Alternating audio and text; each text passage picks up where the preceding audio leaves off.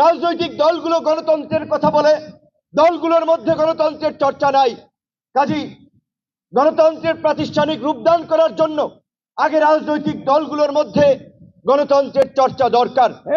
সেই কারণেই আমরা বলেছিলাম গণ অধিকার পরিষদ এবং গণ অধিকার পরিষদের সকল ভ্রাতৃপ্রতিম সংগঠন, সহযোগী সংগঠনের নেতৃত্ব নির্বাচন হবে গণতান্ত্রিক প্রক্রিয়ায়।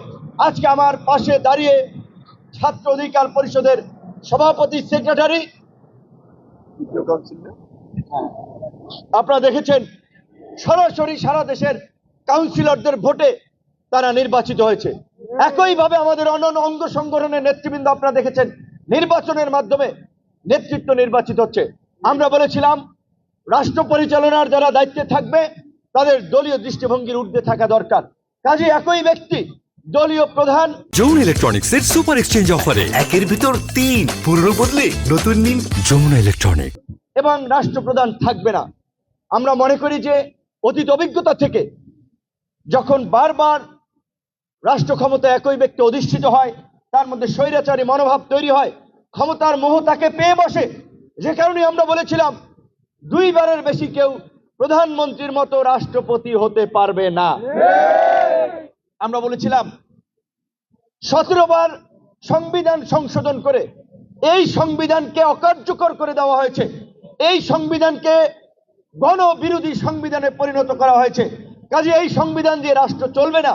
আজকে 2024 অভ্যুত্থান পরবর্তী বাংলাদেশের মানুষ যে নতুন রাজনৈতিক বন্দোবস্ত, তারুণ্যের নতুন ধারার রাজনীতি নিয়ে যে আলোচনা করছে, তার প্রতিটি কথাই কিন্তু গণ অধিকার পরিষদ, ছাত্র অধিকার পরিষদের মুখ থেকে 2018 সাল থেকেই উদ্গৃহীত হয়ে আসছিল।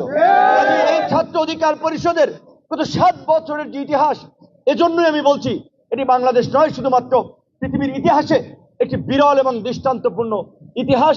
আমরা আশা করি আজকে ছাত্র অধিকার পরিষদের 7ম প্রতিষ্ঠা বার্ষিকীতে যে প্রতিপাদ্য কোটা সংস্কার থেকে রাষ্ট্র সংস্কার, এই ছাত্র অধিকার পরিষদের মাধ্যমে, এই গণ অধিকার পরিষদের মাধ্যমে আগামীর নতুন বাংলাদেশ বিনির্মাণ হবে ইনশাআল্লাহ।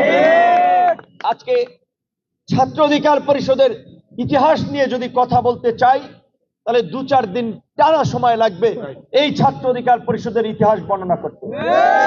কিছু কথা বলতেই হয়, যেহেতু ছাত্র অধিকার পরিষদের প্রতিষ্ঠা বার্ষিকীতে বামে ডানে সামনে পেছনে ছাত্র অধিকার পরিষদের যে সমস্ত নেতৃবৃন্দ এখানে দাঁড়িয়ে আছে, তাদের প্রত্যেকের যদি শার্টটি কিংবা পাঞ্জাবিটি যদি খুলে দেখা হয়, তাদের প্রত্যেকের পিঠে, শরীরের প্রতিটি জায়গায় ওই ছাত্রলীগের দানবীয় সংগঠনের আঘাতের চিহ্ন তাদের শরীরে দেখা যায়। এই ঢাকা বিশ্ববিদ্যালয়ের বটতলা থেকে টিএসসি, শাহবাগ থেকে শুরু করে ঢাকা বিশ্ববিদ্যালয়ের প্রত্যেকটি সড়কে, শহীদ মিনারে রয়েছে ছাত্র অধিকার পরিষদের নেতা কর্মীদের রক্তের দাগ। শুধুমাত্র ঢাকা বিশ্ববিদ্যালয় নয়, 2018 সালের কোটা সংস্কার আন্দোলনের সময় রাজশাহী বিশ্ববিদ্যালয়ের ছাত্র তরিকুলকে কিভাবে হাতুড়ি দিয়ে পিটিয়ে তার মেরুদণ্ড ভেঙে দেওয়া হয়েছিল আপনারা নিশ্চয়ই দেখেছেন। সমস্ত ডকুমেন্ট ইউটিউবে, ফেসবুকে, সোশ্যাল মিডিয়াতে আছে।